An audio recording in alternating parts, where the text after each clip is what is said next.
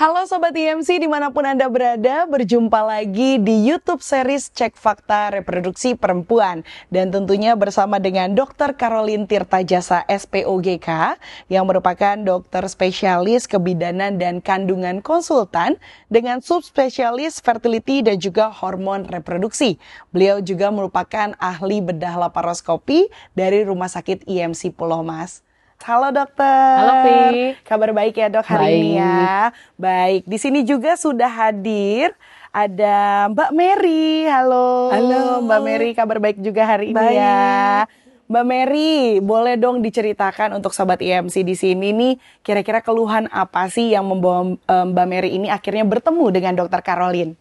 Baik, jadi memang awalnya perut saya itu ngerasa nyeri ya di setiap kali mens, setiap kali haid, kemudian perutnya menjadi membesar gitu. Nah waktu itu juga itulah yang membuat saya akhirnya memeriksakan diri lah ya, dan ternyata memang waktu di USG terlihat ada miom, dan miomnya ternyata tidak hanya satu, tapi ada beberapa. Oke, ada beberapa, itu dia diagnosis dari dokter pada saat itu ya? Iya, betul. Oke, keluhannya selain memang terasa nyeri gitu ya, apalagi yang dirasakan?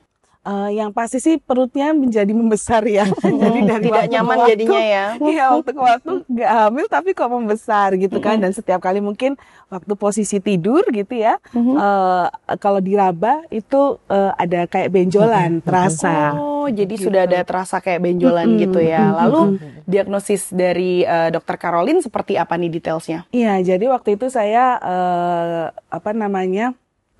bertemulah ya, berkunjung ke dokter Caroline, dan waktu itu dicek memang ada miom yang sudah besar dan letaknya ternyata di tengah.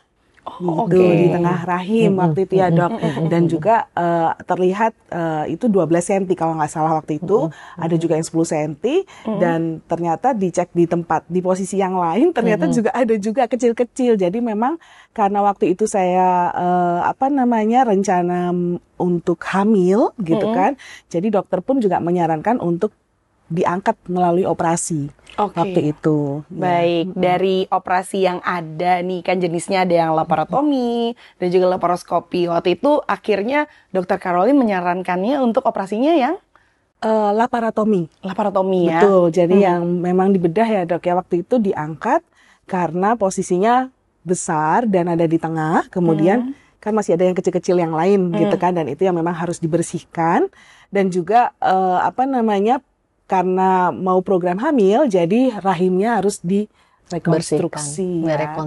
Oke, baik. Kalau dari sisinya dokter Caroline mungkin boleh dijelaskan juga kenapa akhirnya laparotomi bukan laparoskopi dok? Oke, nanti bisa dicek lagi ya. Kita pernah bahas secara detail laparoskopi versus laparotomi mana yang terbaik. Itu judul di episode ke-32 ya, sudah kita bahas waktu itu.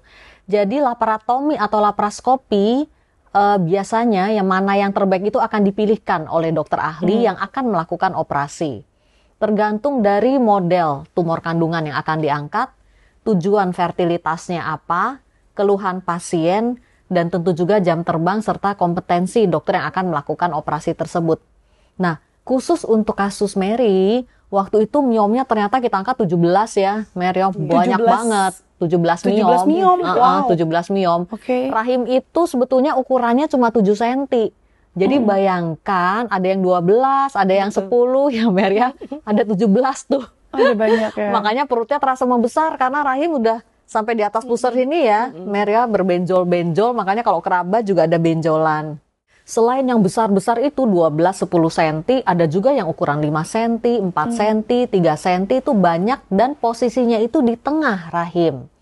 Nah, karena 17 miom dan posisinya juga di tengah rahim, nah kalau operasi dengan laparoskopi itu tidak approachable lagi karena yang di tengah ini tidak terlihat. Ya, taunya di tengah itu karena harus ditekan dengan tangan. Karena itu kita lakukan dengan laparotomi, waktu itu pilihan yang terbaik untuk kasusnya Bu Mary. Jadi case by case, kasus-kasus itu bisa beda-beda ya. Memang sedapat mungkin kalau dengan saya, operasi itu diprioritaskan laparoskopi selama masih approachable dengan laparoskopi. Karena lebih nggak sakit, pulih juga lebih cepat. Tapi khusus untuk kasus Mary, 17 miom, infertilitas, lebih banyak miom yang letaknya di tengah daripada nongol keluar rahim. Jadi kita angkat laparotomi waktu itu. Oke, jadi seperti Dan operasi itu ya. sama saya juga nggak sakit-sakit amat kalau laparotomi ya. Itu yang paling penting, makanya kenapa saya ke dokter Caroline. Oke, tapi proses sebelum operasi apa aja sih yang dilakukan? Karena kan ini bisa dibilang laparotomi operasi besar ya jatuhnya ya. Waktu itu sebenarnya termasuk cepat ya, karena jujur aja waktu itu saya itu pingin ke dokter Caroline karena pinginnya ketemu dokter yang utama ya bagi saya itu adalah membuat saya itu tenang, nyaman, damai Bagi gitu. pasien ya. Benar-benar karena waktu sudah didiagnosa miom dan harus diangkat operasi, jadi saya belum pernah operasi sebelumnya kan, jadi takut lah gitu kan. Jadi waktu itu cepat tuh jangka waktunya ya dok ya, saya periksa, kemudian berapa hari saya masuk, besoknya ada langsung operasi gitu. Oke, jadi mungkin ada pemeriksaan-pemeriksaan sebelumnya Betul. sampai akhirnya ditentukan harinya, oke dioperasi. Nah, iya. setelah operasi, tadi kan dibilang katanya nggak sakit. Memang bener nih nggak sakit.